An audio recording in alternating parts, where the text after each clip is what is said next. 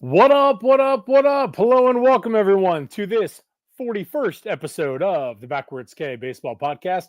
I am your host, Chris Asbrock, and I am joined each and every episode by my co-host, Scott Kaiser. Scott, how you doing, buddy?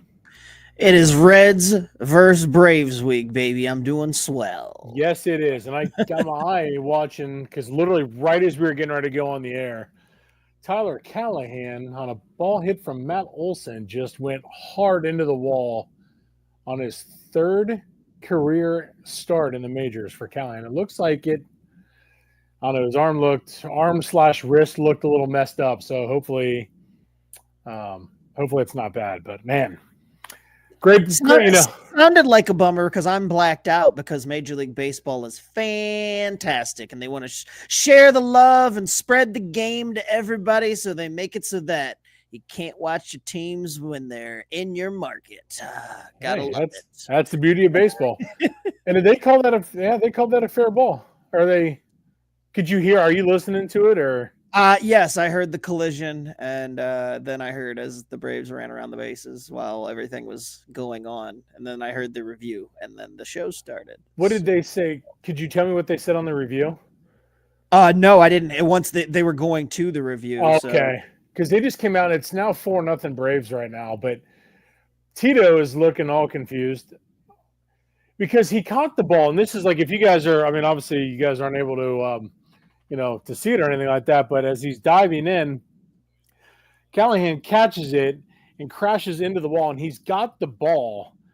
And as he's going down, the ball comes out as he takes his glove and throws it, and he's gripping at his forearm, and it allowed 2 runs to score, and that's what I was confused about. If you had heard, Scott, what they had said, I mean, this is pretty crazy. And I guess after review, they were saying that it was. I don't know. It's one of those gray areas to where, did you catch it? Did he keep it all the way through? But who knows, man? It was hell of a play by a young kid crashing right in the wall. Man, it's crazy. But hey, that's baseball for you, unfortunately. So hopefully all the best to Tyler Callahan after that play. So, man. Well, rough way to start the series, but the Braves have the lead, so I'll take it. Hope Callahan's all right, though. Anyway, we've got a great show for you guys. We're going to talk some more, preview some more Reds, Braves, talk about the debut of another Red just this last week. We're also going to talk about how we, yes, oof is a word for it. There's MLB news and notes to get caught up, and we're going to talk about the month that was April and if there's anything that surprised us or any teams that we feel like maybe separated themselves or going to make moves. But let's go on ahead and start with the debuts.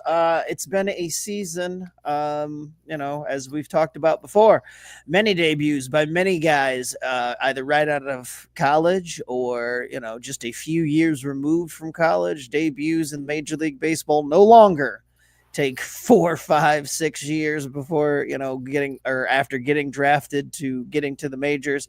And in the case of a couple of guys this past week, it was due to injury. Unfortunately, both the Reds and Royals found themselves in situations where they needed starters. The Reds had a double header that necessitated the call up. The Royals, with their debut pitcher, were dealing with an injury to starter Cole Reagans. Forced their hand on both of them. Both players were immediately sent down after their debuts, but we saw glimpses of what could be very promising futures from both of them, despite one of them struggling much more so than the other. Let's go on ahead and talk about the Red first, Chris, and get that out of the way because he was not quite as good as the other debut. That would be Chase Petty, who made his major league debut. As I mentioned, didn't really go as planned. He lasted just 2 1/3 of an inning, got charged with 9 runs on 7 hits, 2 walks. He did punch out 3. Two homers were amongst the 4 hits. So very forgettable first start results wise, but he did display many of the traits that got him drafted, as well as reasons why Reds fans are excited to see him soon, not too soon. He's got to work on some things, but again, displayed some things that made it obvious why he was drafted so early and why Reds fans are excited. So talk to us about what you saw from one Chase Petty in his debut. Well, he got his tits lit up, and that was the worst part about it. I mean, dude's got a 34.71 ERA, 2 1/3. That's tough. But again, debut, the nerves are a little high, but it's a debut. I mean, I'm not gonna sit there and freak out over that. I mean, he in the post gamer, he was basically saying that he was making pitches that basically could get other minor leaguers out, but major leaguers, it's a whole different ball game. So he's got the right mind, the right mindset through it all, and that's what to me, that's what matters most. The beauty of baseball is you have to just be able to shake it off. There's going to be games to where you have it, and there's going to be games where you don't. That's baseball, and the good players are the ones that are able to shake it off and say, all right, that wasn't it. He knows he can be better, but he got ambushed. I want to say Contreras took him deep in the first inning, and it was like, I want to say it was like a 2 or 3 run shot to start off in the first, and it was like, well, this is tough. And I want to say it was the first batter he faced also gave up a home run off. I'm just trying to think off the top of my head here. Yeah, very forgettable debut for Chase Petty, but again, there's a reason the Reds traded for him. He was a 26 overall pick out of high school in 2021. The kid's he's got a live arm. Again, I'm not too concerned about it. He's in the right organization. The Reds, they've got some solid pitchers, in this, basically in this organization. He's in a good group. So the key is just, you got sent back down. There you go. Now you can just kind of, take a deep breath, work on exactly, what you saw, against that Cardinals lineup. And again, go back to the drawing board and get everything figured out and come back. And next time you come back, then deal. But yeah, it's, sometimes debuts don't go like a Paul Skeens debut. Sometimes they go quite the opposite. And that was the one, unfortunately, for Chase Petty this past weekend. So it is what it is. Well, and the good news is, you mentioned that Contreras there, and if I didn't mention, neither of us did, that they were playing against the Cardinals in this game, and that's a team that obviously the Reds are very familiar with, a lot of bad blood between the two.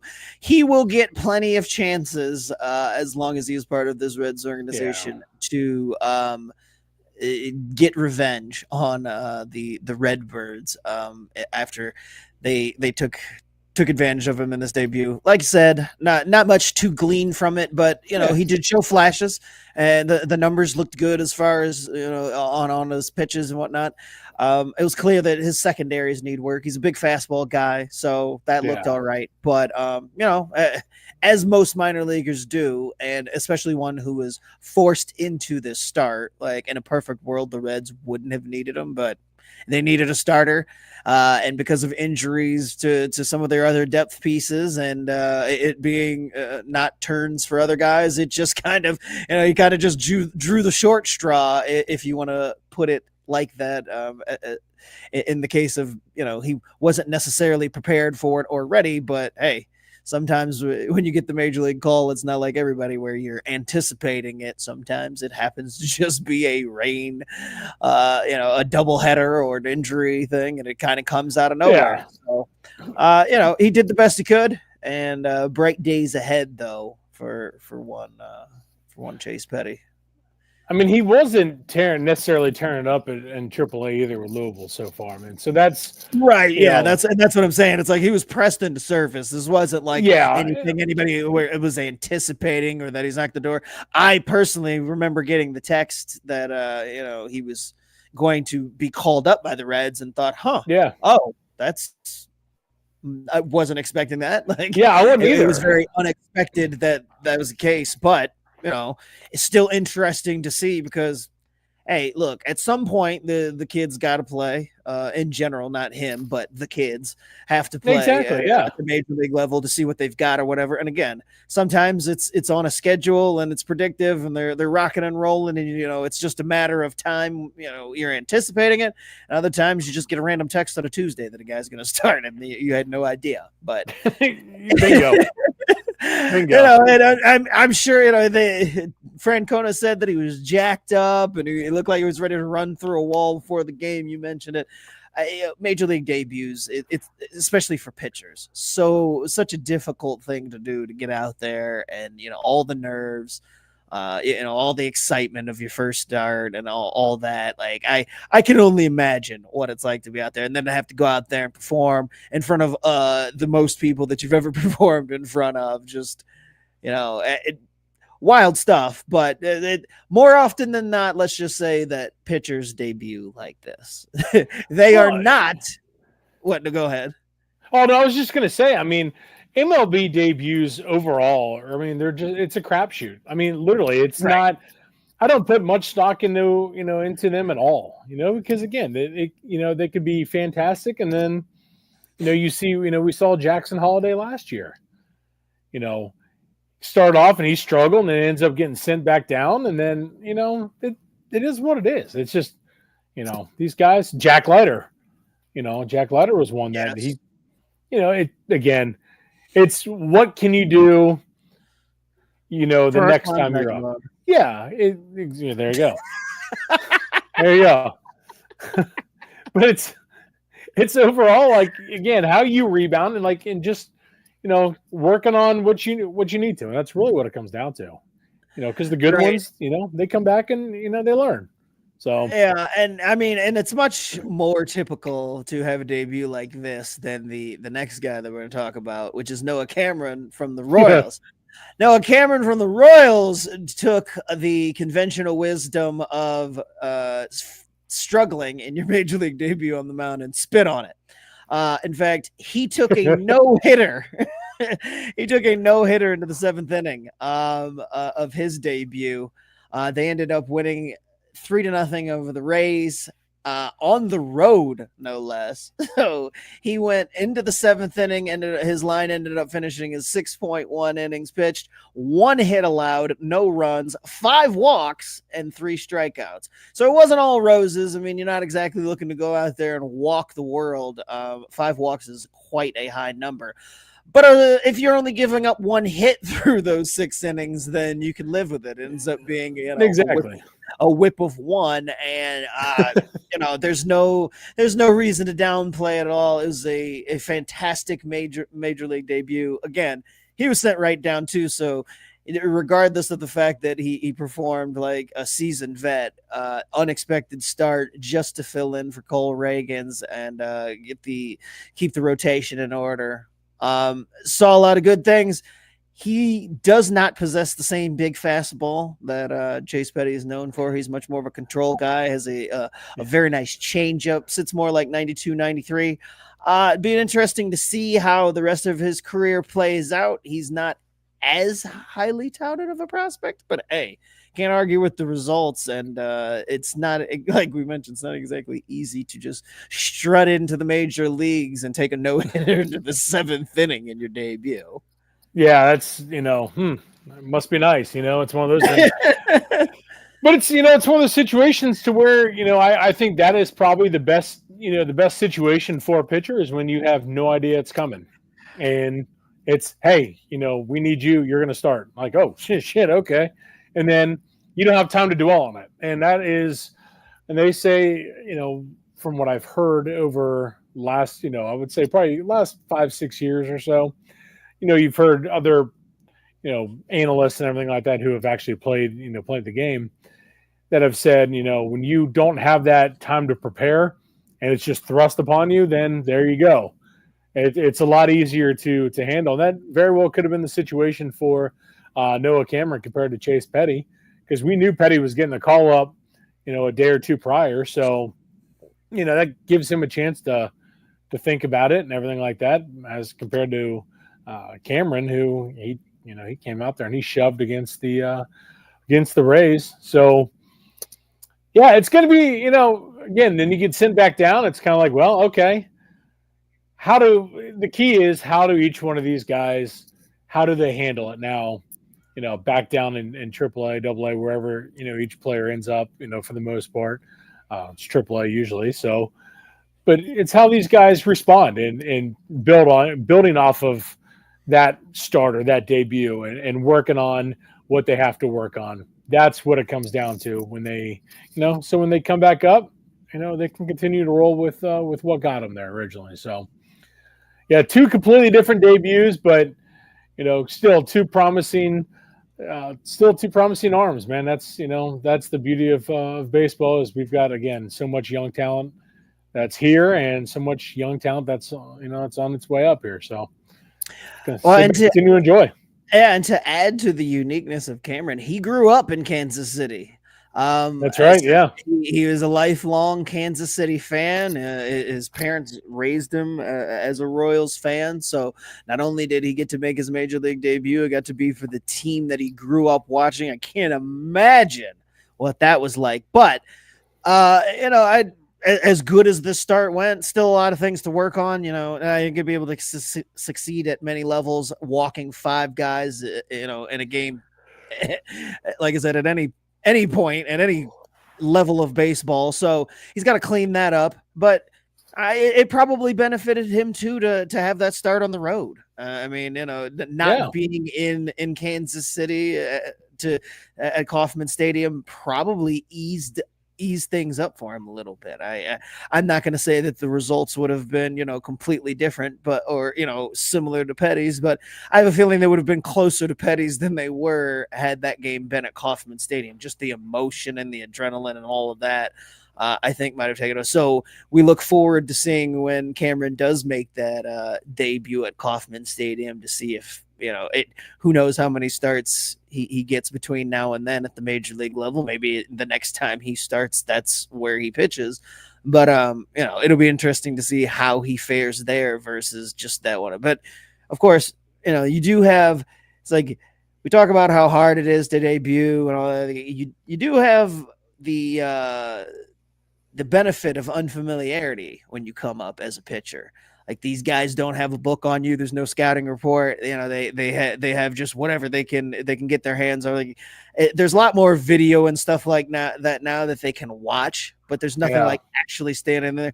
And so sometimes pitchers do have that advantage of seeing. Now that advantage goes away, a couple times through the order, or just even one time once you get in a bat against a guy, you kind of have an idea. But that does, lend itself to starters sometimes having that success at the major league level in their debuts, because there's no book on them and guys haven't seen them. So maybe that was at play here. Maybe it was that the Rays just are really terrible at hitting left-handers and this was destined to be.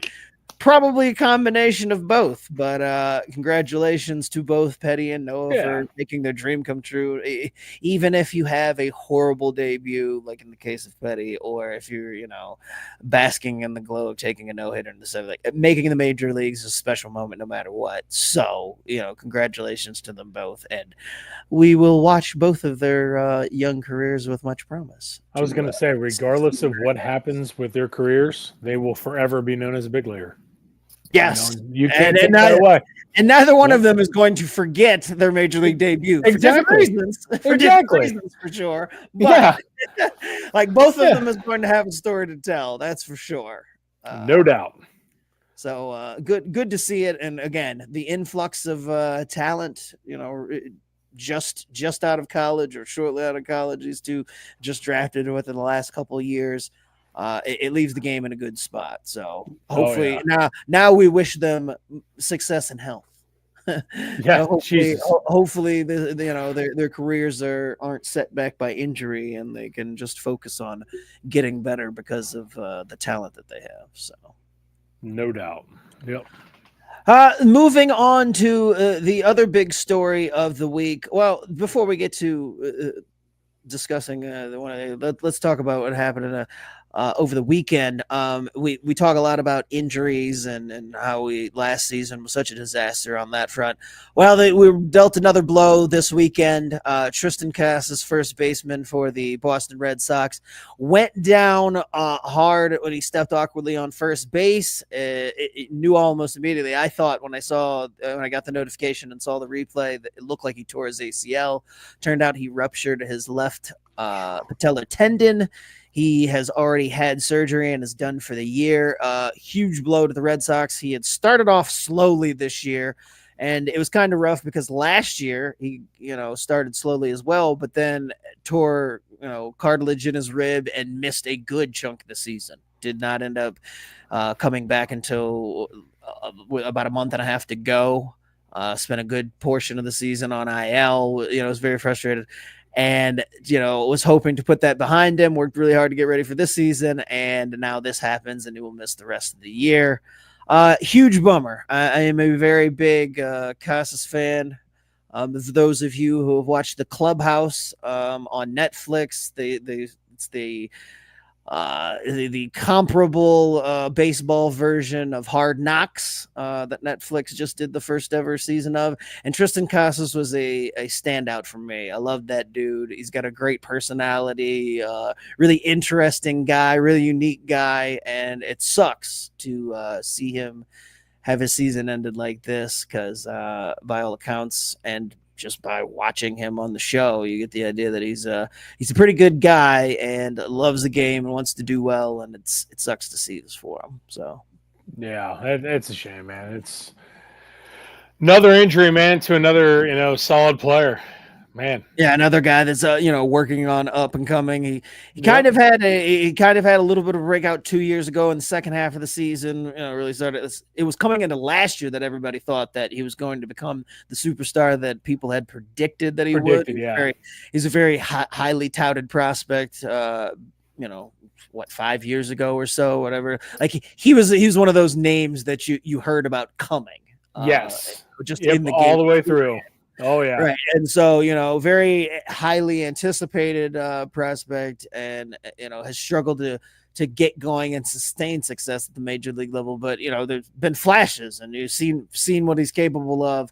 Hadn't been able to put it together for a full season, both due to injury and just underperformance. And now we'll have to wait until next year.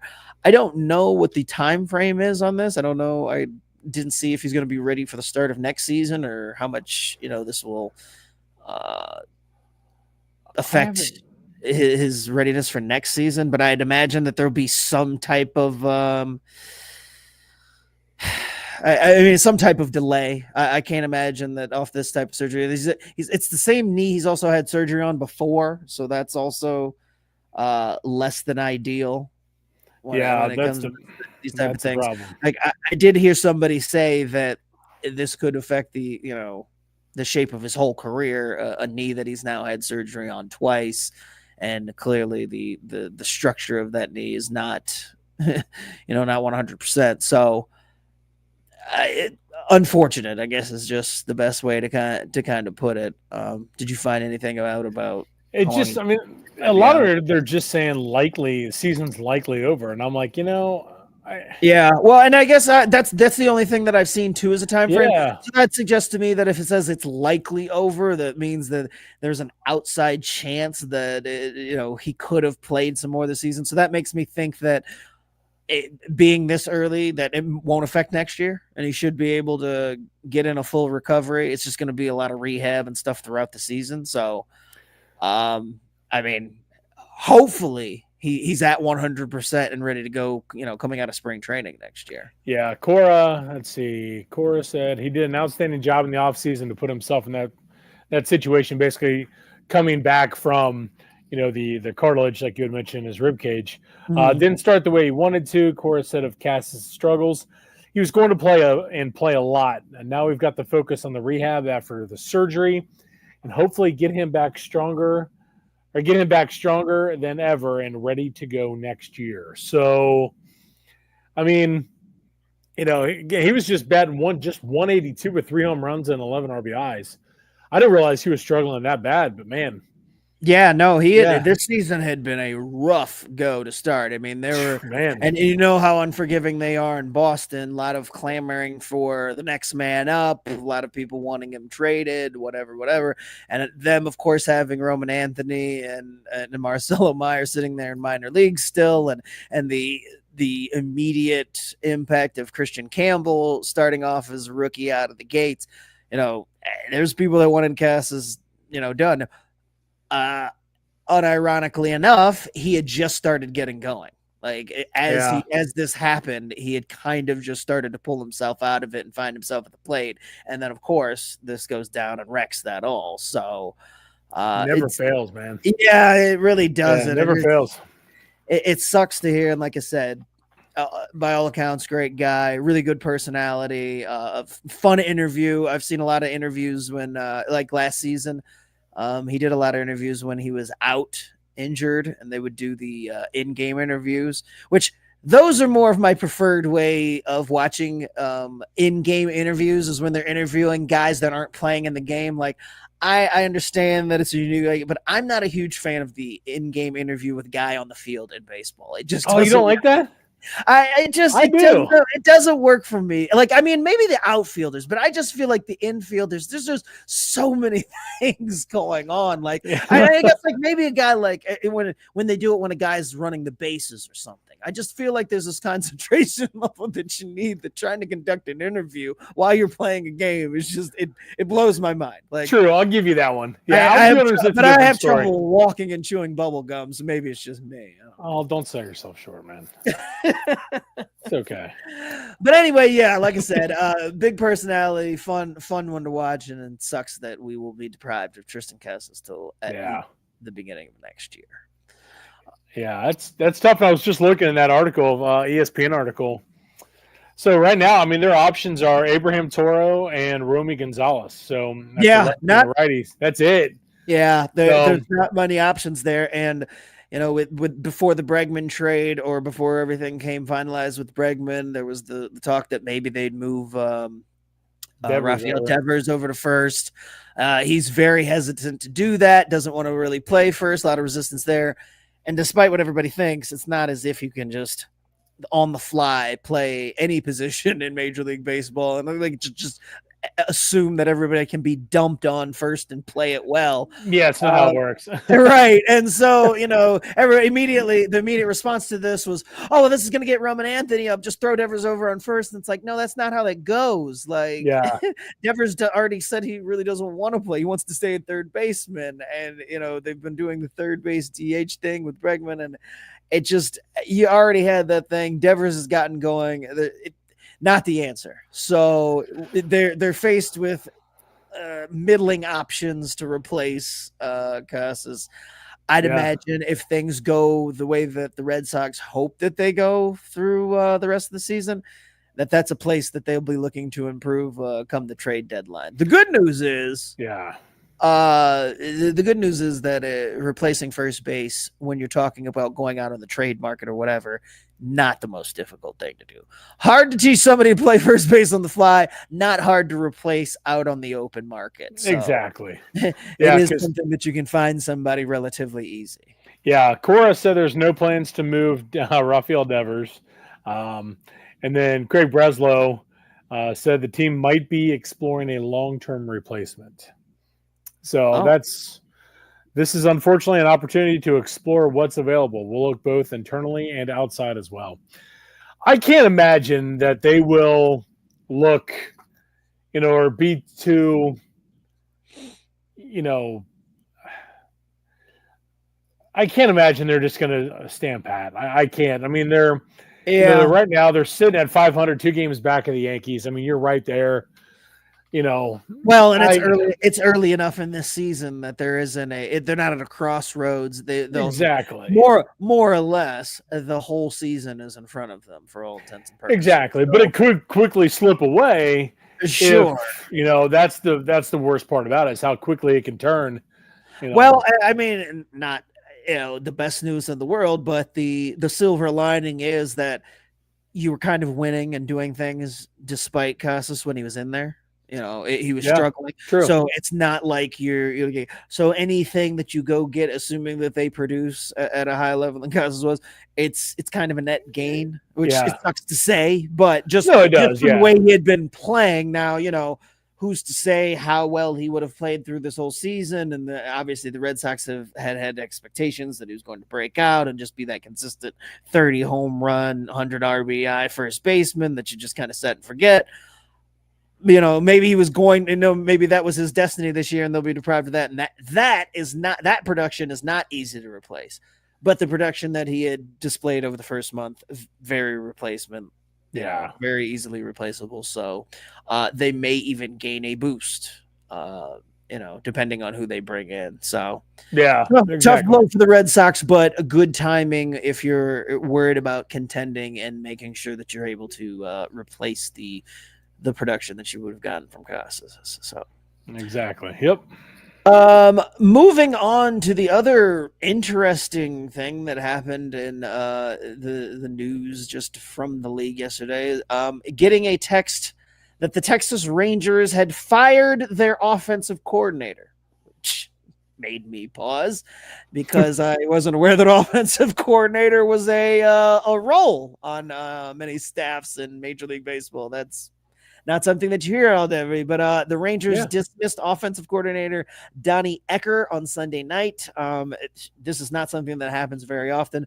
Bruce Bochy has had a long, decorated managerial career, and he does not often in season fire any of his coaches. So a little bit surprising from that front, but also because Ecker was the one that was in front of leading this offense when they won the World Series. Yeah. But the numbers have gone down every year since. And this year, you want to talk about struggle. The Texas Rangers have looked really bad on offense. And you can't blame it all on health or anything. They just have seemed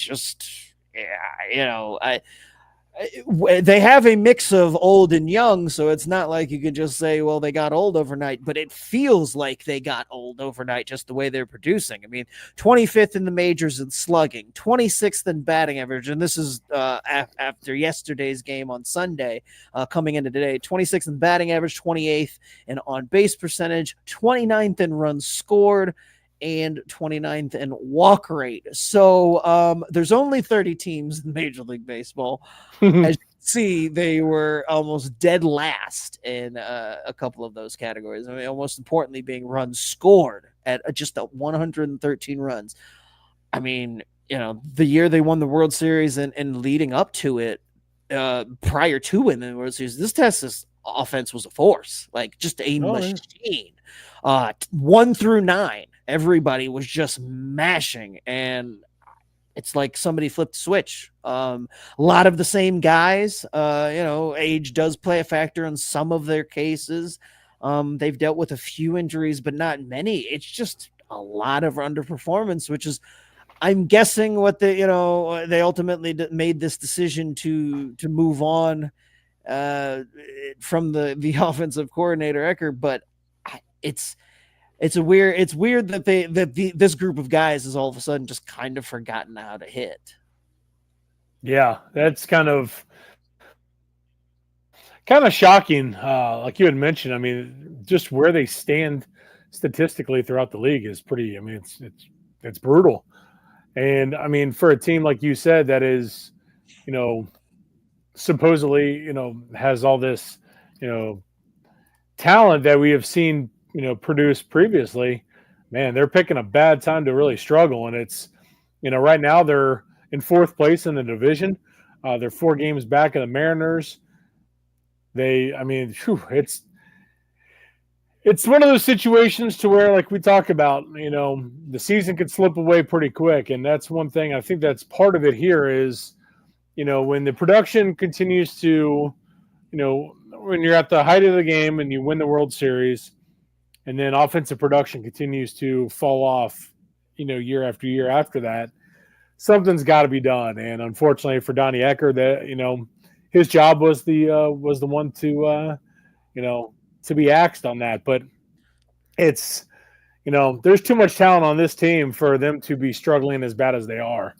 When you've got the just the names alone of some of these guys, no reason they should be in the position they are. But yeah, that's like I said, when you're 17 and 18, you're a game under 500, 4 games back.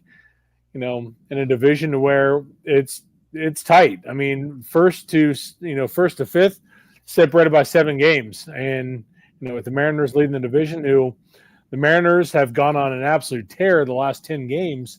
8-2. You got a lot of catching up to do. So yeah, I mean, it was a move that had to be made. I think if you really want to try and turn it around quickly, and just get a different voice in the in the clubhouse.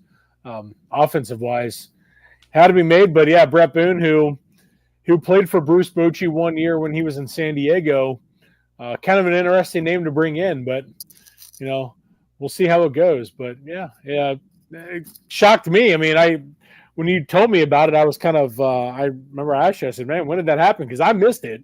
So, and that's right. Yeah, you mentioned it that the replacement now is a name that you and I are both familiar with from his playing days, having played for both of our teams in his career, and that's Brett Boone. Originally a Cincinnati Red, then the Braves signed him as a free agent. I believe he only played 1 year in Atlanta, maybe 2. It was a short-lived tenure before moving on to San Diego and Seattle. Played for Bruce Bochy when he was in San Diego for the 1 year. Familiar with it. Has no coaching experience. This is his first time. They just signed him through the rest of the season, and then we'll reevaluate it. I guess it can't be any worse, right? Like exactly. There's nothing that Brett Boone can come in here and make this offense worse because they're at the bottom of almost everything that matters.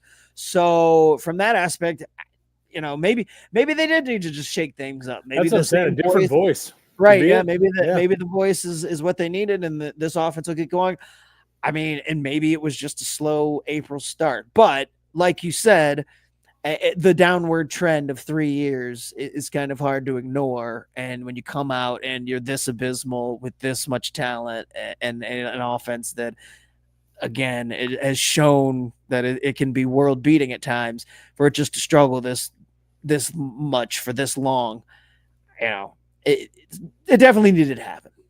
Now, whether or not Brett Boone is the right answer for the job, I can't really say that. I personally am not a huge Brett Boone guy, and that is mostly stems from the fact that for his time in Atlanta was very disappointing, but made even more disappointing by the fact that I think it was almost right after he left, if I'm not mistaken, but he was on that Seattle team in 2001 that won 111 games, and he hit 40 some home runs, which mysteriously he had never done at any other point in his career.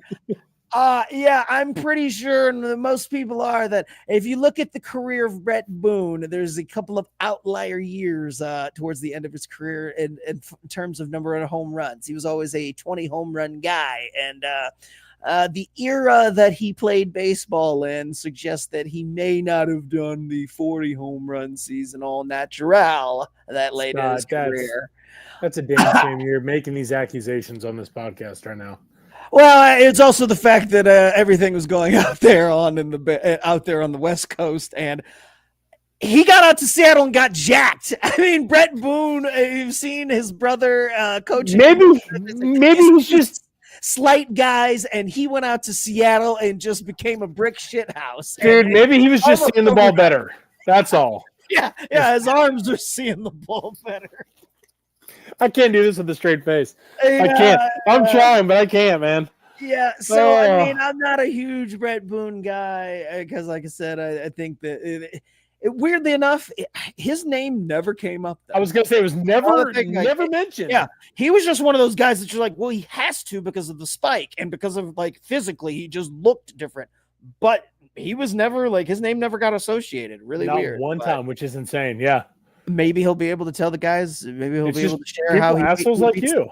And maybe he'll be able to share with the Rangers how he beats the system. Maybe that's what they brought him in for. Hey, you know what? Hey, how'd you do that? Hide what you're doing? Yeah, how'd you get that going? How'd you get that going? But in all seriousness, like I was looking at the article on ESPN about it. I mean, the Rangers led the AL during their championship season, hitting .263 with 5.4 runs per game before slipping to batting .238 and 4.2 runs last year. Oof. Now, .228 and have scored no more than 2 runs in 9 of their last 12 games. I mean, that's pretty. Yeah, and I mean, like I said, it's a lot of the Boone same biceps, man. It's Boone biceps time, baby. I mean, if the Rangers mysteriously start jacking home runs, then something needs to be investigating. Yeah. Shit. Like the day that Red Boone takes over, if they just start mashing taters, the Major League Baseball needs to come in and investigate. So I will die. There needs to be 26 piss tests sent to Texas immediately. If they just start raking. Adolis Garcia's hitting 700-foot bombs. Like, oh, yeah. Everybody just finds out, though. Everybody finds the fountain of youth. Hey, you know what? Maybe that's what it comes down to. Maybe they're seeing the ball better. That could be it. It could be. Could just be natural. Exactly. He worked out. 8-9 hours a day at the gym. And it was just seeing the ball really well. Maybe they were born with it. Maybe it's Maybelline. Who knows? I don't know. Maybe. I'm stunned that you would just levy those accusations upon me on this show. Unbelievable. This podcast is the only one that's questioned it since 2001. Whether or not I was going to say, no other podcasts I've heard have ever said anything until now. Oh man! Well, that will transition us into our final topic. Oh shit, that's funny. Which is just to discuss how things stand across the league. We've talked a good bit about the Rangers and how they've struggled. They're definitely one of the disappointments. We should talk about the Reds and Braves, which we do a lot. They are playing right now. They have a series through this week, just 3 games.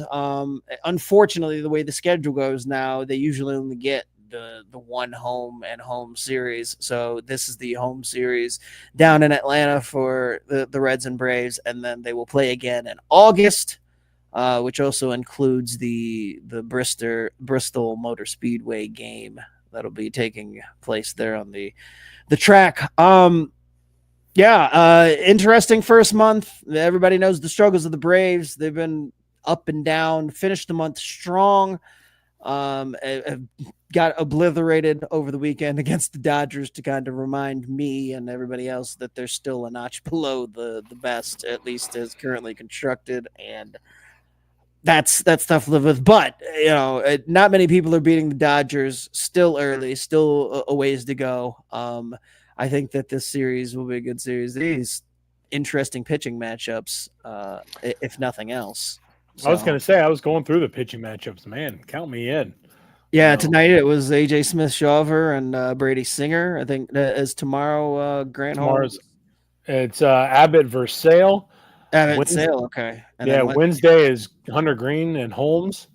And then Lodolo and Schwellenbach on Thursday to wrap up. Oh, so this is a 4-game series. Okay. Yeah.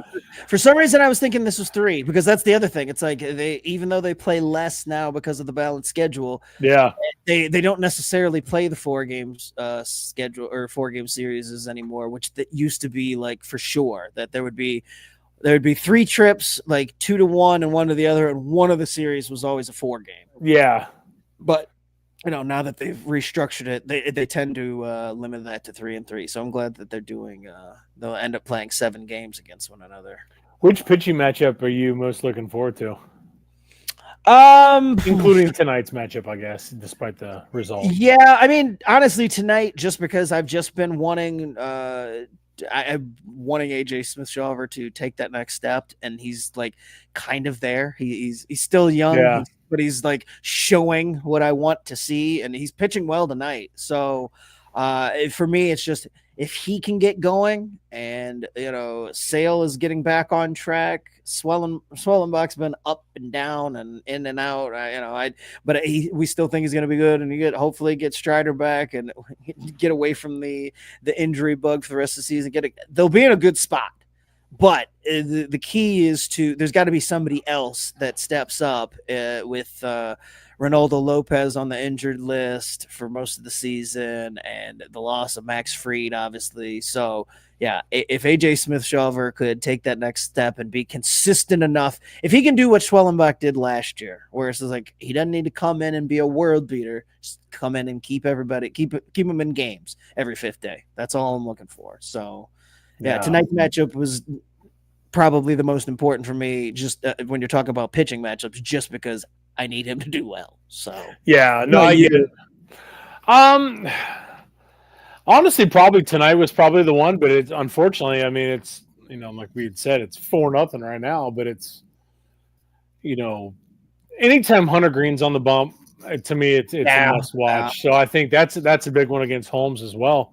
That's the second most important one for me, because Holmes finally got a good start against the Dodgers over the weekend. Striking out 9. So, yeah. I mean, I don't expect them to match Hunter Green pitch for pitch when you're talking about results and strikeouts and all that, but it should be a good matchup just from performance-wise. Like, hopefully, another tight pitcher's duel. Yeah, and then, I mean, now you got, tomorrow's matchup. I mean, because right now you're looking like, okay, the Reds are going to drop this game here. Now you're down, 1-0 in the series. Now you got Andrew Abbott coming up here, okay, versus Chris Sale. That's, reigning Cy Young Award winner. I mean, now you've got, to get back on track, you don't want to go down 2-0. And if you do, thankfully you've got your ace on the mound for Wednesday's game, but you don't want to rely on that. You want to be the one, get off on the right foot, come back with a nice victory over Chris Sale, and then come back, with Hunter Green on Wednesday. I know you're thinking the complete opposite, which is pretty funny about it. It's like yeah. Situation wise, we're completely flip flopped. But this is a big series for both teams. I mean, it's this is no joke, man. It's like time is now for both of us. It really is, because we talk about going through April and getting there, and the Braves finished just behind being 500, which is kind of that line where it's like, all right, you can make through April and you're around 500, you're fine. Like everything will be okay as far as your playoff aspirations. Now you can go either way. It's when you come out of April either really far behind or really far ahead where you can start thinking in terms of, this puts us in a really good spot, for the rest of the season. And, we only have to play X amount of winning baseball the rest of the way. Or you're thinking, oh shit, we have such a giant hole. We have to play X amount of winning baseball to make the playoffs. So, but being at 500 gives you that, where it's just like, get through the first couple months around there and then go for it from there. A lot of the teams that we thought would be in those positions kind of are. I think for me, the biggest standout so far, it's a team that I picked though to win the division, and that's the Tigers. They're playing some incredible baseball right now. The Tigers are first in the American League and taking over first in the American League standings wise over the weekend. They're in Colorado. They just got done destroying the Angels over the weekend, and they're just like, I mean, they're rocking on all the cylinders. And the AJ Hinch has them. He plays different guys at different spots every day. They're getting really good pitching out of that young pitching staff. It's just like everybody else. If the Tigers can stay healthy, man, I like them in that division still to win, because the rest of the division's kind of, the Royals have struggled on offensive lot, though they've picked up things lately. Cleveland's still Cleveland, but they kind of are prone to colder spells. And I don't know what to think about the Twins. I give up. I give up trying to figure them out. I mean, literally. Yeah, I mean, they're a revolving door of injuries, and even when they're at full health, they struggle. So I don't know. And then the White Sox, the White Sox are.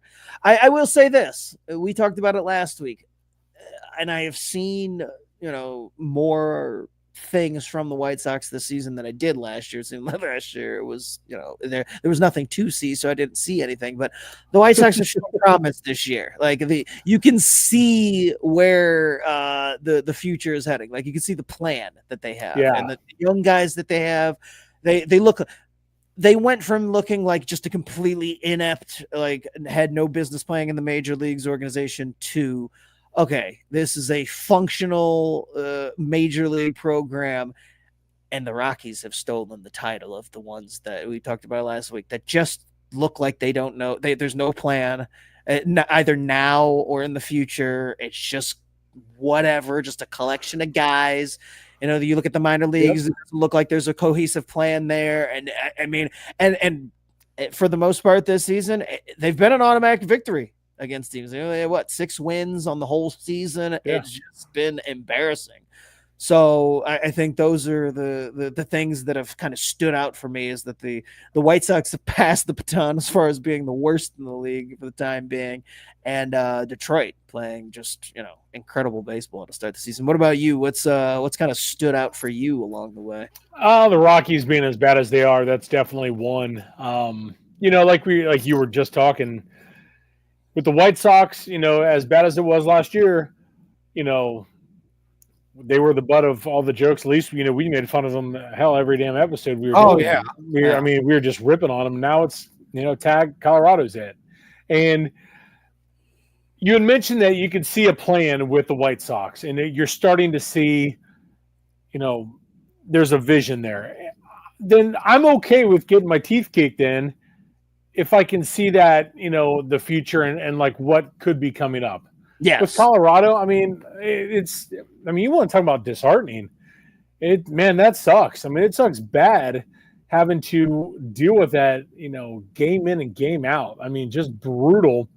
6-28, you're already 17 games back of the Dodgers. Oh, I mean, you're 2-17 away from Coors Field. You're 4-11 at home. Like you're not even putting up a fight. I mean, literally not even putting up a damn fight. Yeah. It's just, it's unbelievable. And I think, between that and another situation that, I'm not going to sit there and say it's kind of surprising, but it is, but it's not, is the Pirates.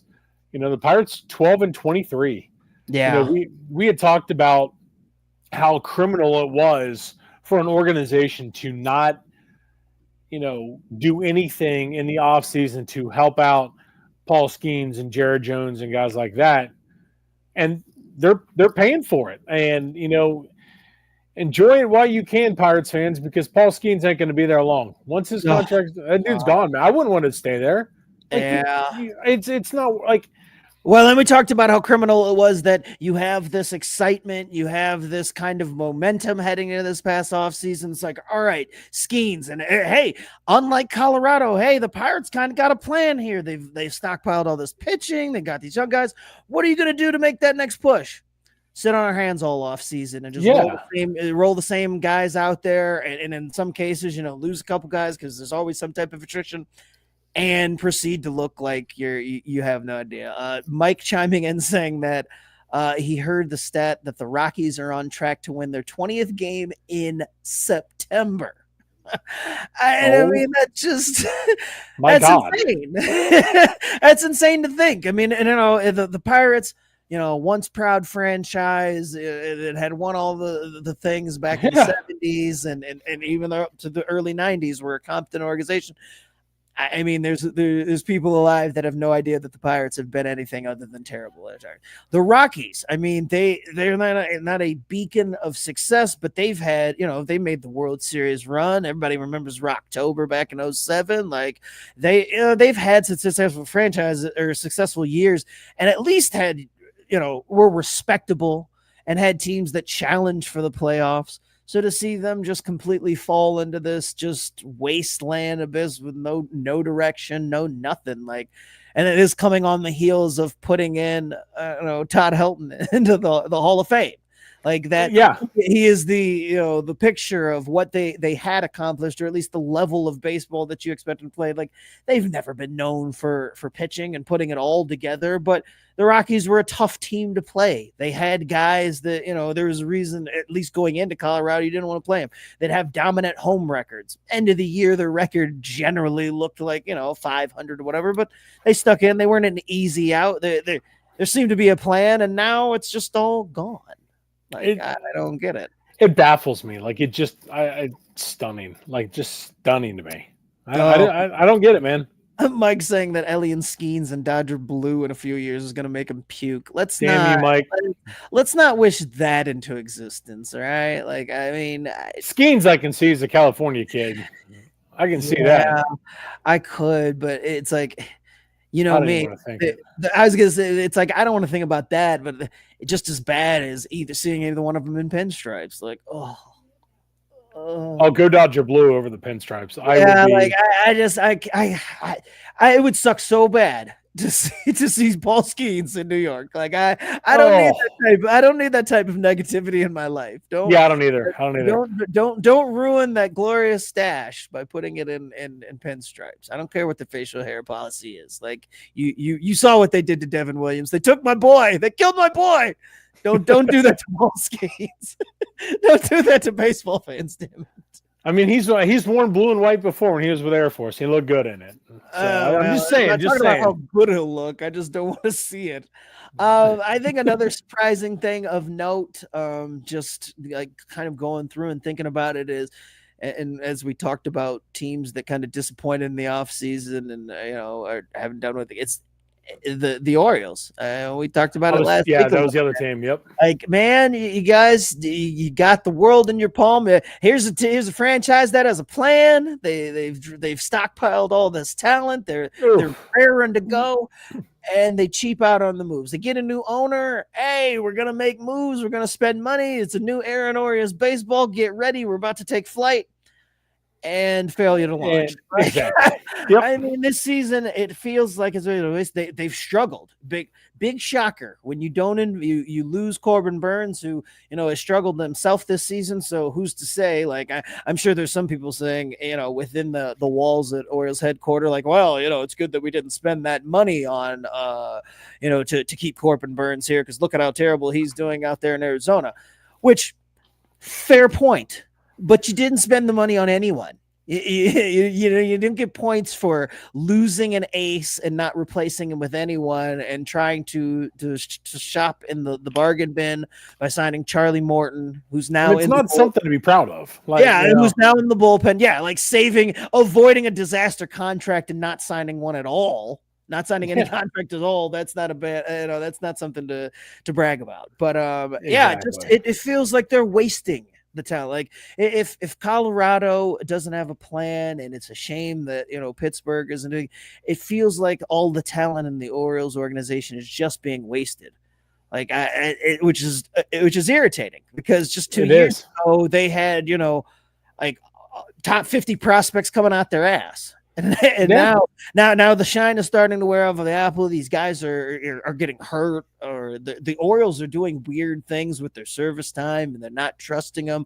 I don't know what's going on there, but they've been a very big disappointment. And if I was an Orioles fan, I'd be upset with the way the first month has gone. Like, and I mean, I don't know, how you fix it without trading away a bunch of these guys now, because to get pitching, it doesn't come cheap. And it's much easier to do in the off season than it is to try to do in season. And teams right now are all struggling to, Reds have Petty come up. Why? Because their depth's gone. Like teams aren't looking to get rid of pitching in April because they barely have enough guys to make starts. Exactly. So, and that's State's rolling out what they've got right now. And it's pretty embarrassing. Yeah, I mean, that's hands down the biggest disappointment so far of the 2025 season. I mean, just from expectations wise, yeah. I mean, 100%. And what could have been, I mean, you're 13-20. You're 7 games under 500 in the AL East. I mean, you're only 5.5 games back. That's fine.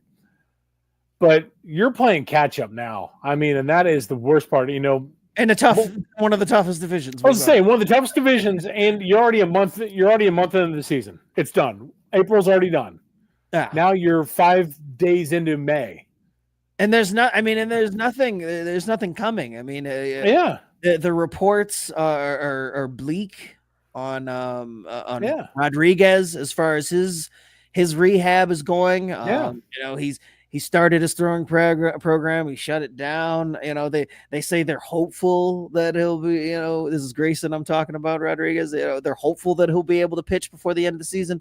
But all the words they're using suggest that at best he may be back in August and then things are really too late if they keep playing. I was going to say it's too late then. Yeah, and it's just there's no hope in their rotation right now. It's just they're getting shelled, and rightfully so, because the guys that they have in there they're just not good enough. They brought it upon themselves, and that is and it didn't hurt or didn't help that Gunnar rather started the season off, on the shelf, and he's kind of rounding into form. Like they've struggled on offense. It certainly didn't help that right out of the gates, Colton Cowser went down with an injury that is keeping him on the show for another month.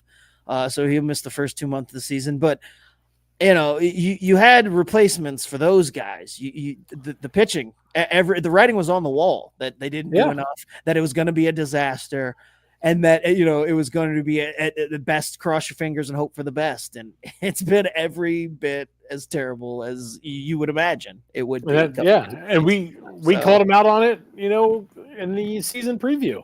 Yeah, so that's frustrating. From that standpoint a lot too. Mike says that they spent too much money on those god-awful orange pants, that they deserve this for making all of us think that our TV color's off whenever they wear those unis. Yeah. I think hideous. I can't do it. It's a little much.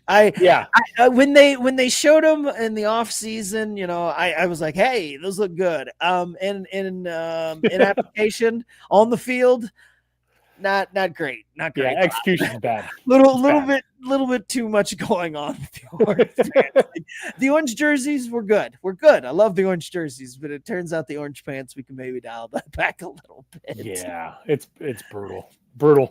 Oh man. I'm trying to find out the process. Oh, I know you don't like this one. Just as far as another surprise, because I thought they'd be good, but not this great. The Cubs. The Cubs have really played really good baseball to start the season. And that's despite losing their ace. They lost their ace for the season. It goes down, and they've continued to play really good baseball. Pete Armstrong has had an incredible first month and just continues to defy odds at the bottom of their lineup. They don't trust him, and he doesn't take walks, so they don't have him at the top, but it hasn't prevented him from just killing the baseball for the first month. So the Cubs look good. Same thing with the Athletics and the Mariners. Those are two teams that we kind of poo-pooed the Mariners, or at least I did, for seeming like it's like that was you. I didn't. They still hadn't done enough on offense, and maybe they were going to fix it. Offense has come on. Looking really good to start the year. They've played well, and they've dealt with injuries too. And then the A's, hey, homeless, rudderless A's. They're playing good baseball there in Sacramento. They may be in front of just a few thousand fans each night, but on the field, it looks like everything that they've done to get those guys out there as early as they have been. In the case of a lot of them, we talk about Nick Kurtz. There you go, Jimmy. Obligatory pause. They got to screw it up. a whole lot of young guys, and they look good. We clowned them for having to spend the money on Severino and a couple of other free agents just to not get dinged by the Players Association for not spending enough money. But hey, it's doing wonders for them. So. But you know what, though? In all fairness, we railed them pretty hard. But we did say we gave them credit and said they have talent on that roster. Sure. So it's not like we completely, shut the door on them. I mean, I think most of it was more directed towards ownership and the fact that they had let everything fall into disarray to where it's like they're playing in a minor league stadium with with no city name attached to them. And you know what? And that's rightfully so. They should get blasted for that. Sure. But the team on the field, is the way they're playing, they look good. They've got the talent. So anything else that stands out for you? Like I said, those are the things that just kind of like have popped in over the last month. Everybody knows the Dodgers are world beaten. No surprise there.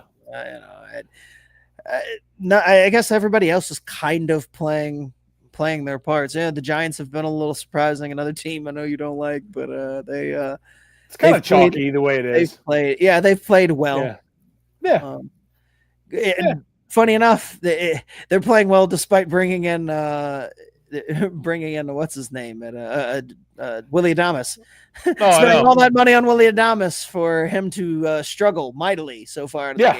He is not the reason that the Giants have played well to start the year. But whenever he gets going, that's another ace in their back pocket. So I love the way that the things are shaping up out west. The Diamondbacks too have played really well despite Corbin Burns. That was their big thing, and everybody thought, hey, they're going to take off, but they're a really good team and have played like it so far. Mike says that dude will always be Nicholas Kurtz in my book. Just need to be safe. Well, there's a whole lot of people that need to be safe. Most of them are on broadcast. I refuse to be safe.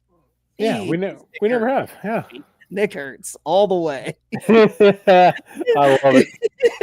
If you think I said the other thing, then you were listening too slow. There you go. Exactly. Oh man.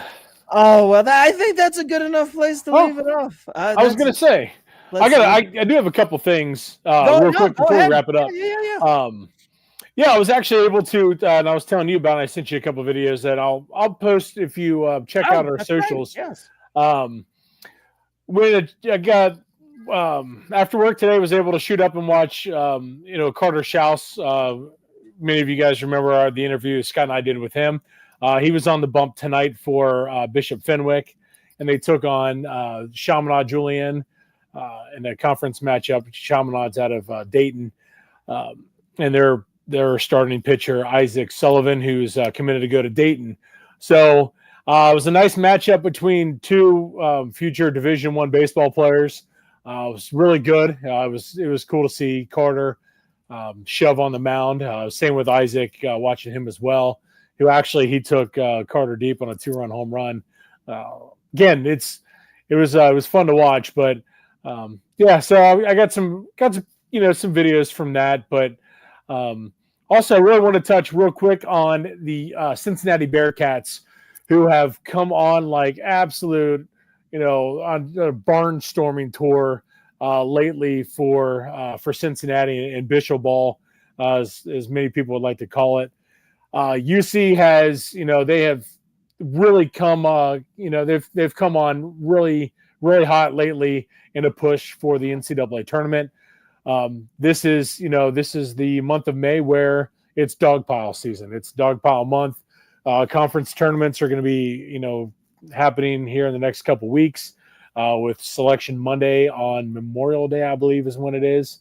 So the Cincinnati Bearcats just went on the road and swept a 3-game series at Kansas, who was ranked 25th in the country. Cincinnati, like I said, they went from being outside the bubble to being one of the last teams in. Last projection I saw had them in Knoxville Regional with Tennessee, who was one of the top teams in the country. I'm trying to think, Louisville and Austin Peay. So with that being said, also a huge shout out to Carrington Cross from the Bearcats, who on Saturday night set a school record with 3 home runs. He batted or knocked in 10 runs, 5 hits, and 14 total bases for Carrington Cross, who earned Player of the Week honors. Kid's an absolute stud. So if you guys want to see any video from that, make sure you check out JP Sponseller from the Road to Omaha podcast. We had him on a couple months back to look ahead at the college baseball season. JP was out there in Lawrence, Kansas for that. UC's got a big midweek game against Oral Roberts. I want to say it's tomorrow before heading on the road to TCU. So the Bearcats, continue to stay hot. So I just want to give the Bearcats a shout out. They've been fun as hell to watch lately. So big shout out to them. College baseball season's wrapping up. It's the best time of the year with the college season really shaking out like it has been. If you guys, again, I can't say it enough. If you guys get a chance, make sure you watch it. Check out ESPN Plus. That's where a lot of the games are. So you're not going to miss it. And anytime you get a chance to watch any of the ACC games or SEC, it's definitely can't miss. So that's all I got, my man. I just want to get that out there. But yeah, so. Well, I appreciate you sharing that. I am going to share with you that as we wrap things up, AJ Smith-Shawver went 8 innings, 1 hit. Braves leading 4-0. I know. First game of the 4-game series. Santiago Espinal got rid of the no-no, though, so you can suck on that one. You son of a bitch. You said damn right I did. Damn right. Santiago Espinal. Well, that's going to do it for us here on Backwards K. We appreciate you guys joining us. You can find us here every Tuesday. Or wait, no, it's Monday. That's my other podcast. I don't know what day it is. We're here on Mondays most of the time, I promise. You can find us on Facebook, on Twitter, the Impact Sports Cincinnati Network, as well as the Craft Brewed Podcasting Network. Like I said, we're on YouTube and anywhere you can find your fine podcast. That's going to do it for us. For Chris, I am Scott. This has been Backwards K. We appreciate you guys joining us. We will catch you next week. Good night, everybody.